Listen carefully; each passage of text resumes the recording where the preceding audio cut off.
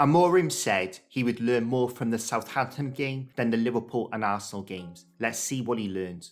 I want to start by looking at what United did really well against Arsenal and Liverpool. I've covered this before, but it's a crucial part of the Amorim system that the centre-backs step out with any forwards dropping into pockets to prevent midfield overloads. We can see how aggressive they were and how difficult it was for Liverpool and Arsenal to play through United.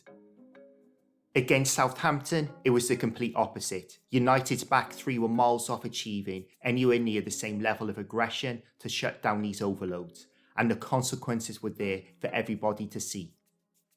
We saw in the Arsenal and Liverpool examples that United were getting out to meet man and ball. Here, Martinez is not tight enough, Diblin turns him, and now they are in the box for that double chance Onana saved.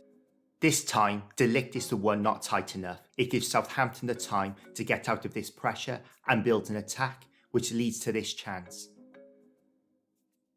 Yoro was awful in this game. Not only is he miles off where he should be, but then drops back, allows Suleimana to turn and run. This is why it's so important that the back three maintain that pressure to stop United's double pivot getting overloaded, making it easy for our opponents to build attacks. Against Arsenal, United's organisation and tactical discipline was first class. Here, we can see from the body language how engaged everyone is. Everyone is fixed on the ball, on their toes and bent at the hips, ready to explode if the ball comes into their area. The distances between the players laterally and horizontally is on point, squeezing that central area. And from here, United forced the error.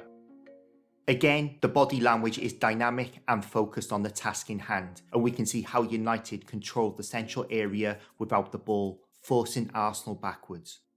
And even when Arsenal got Odegaard on the ball in pockets, United's recovery to shut down space was excellent. We can see the space Odegaard is in and the space Skelly has in front of him, but look at where Mainoo and Ugarte are.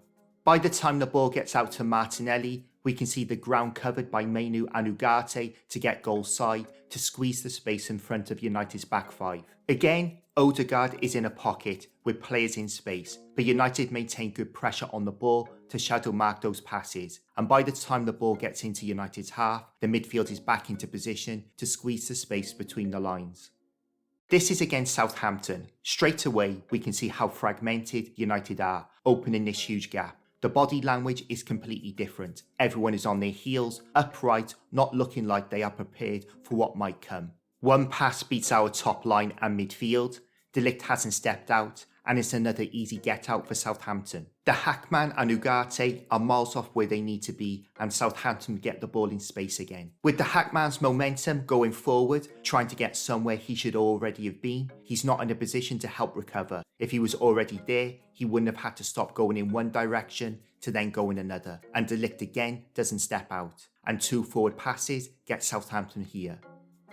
This situation, Amorim should be really concerned about, in my opinion. This is very similar to the Arsenal example where Odegaard passed the ball to Skelly in space. In fact, there is less space in this situation, but we saw great recovery from United in the Arsenal game.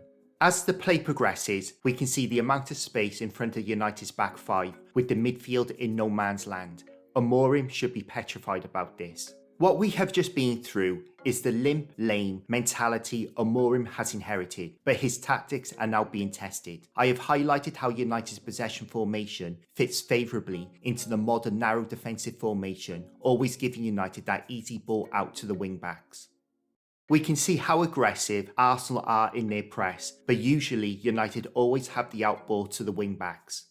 But unlike other teams we have played, Arsenal aggressively press United's wing-backs, creating a sideline press. With nowhere to go, the ball gets switched out to the other side.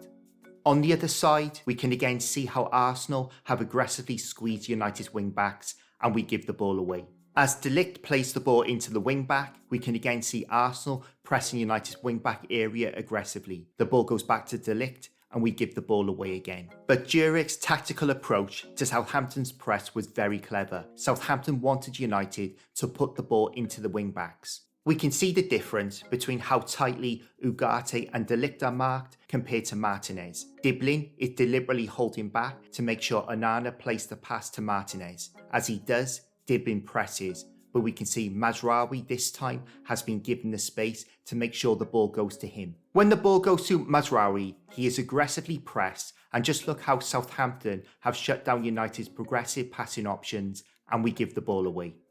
Again, same tactics, double pivot, tightly marked, but offering the outside centre-back. When the pass is played, Yoro is pressed, and now Ahmad is offered.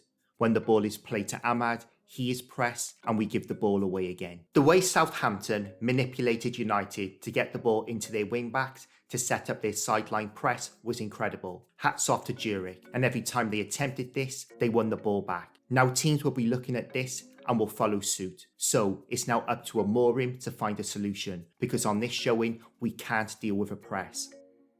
The devil's verdict is, this performance debunked any theory that the Newcastle performance manifested from certain players not playing or certain other players actually playing. The Southampton performance, in my opinion, was worse because they dominated 70 minutes of the game, where Newcastle only dominated the first half. But the difference between the two was Newcastle took their chances. At the end of my Liverpool analysis, I asked you not to look at the performance, but the dynamics that led to the performance. What we saw against Southampton is the real United, not the Liverpool and Arsenal performances. And it's going to take some time for Amorim to even make a dent on this. Thank you for watching, and I'll see you in the next one.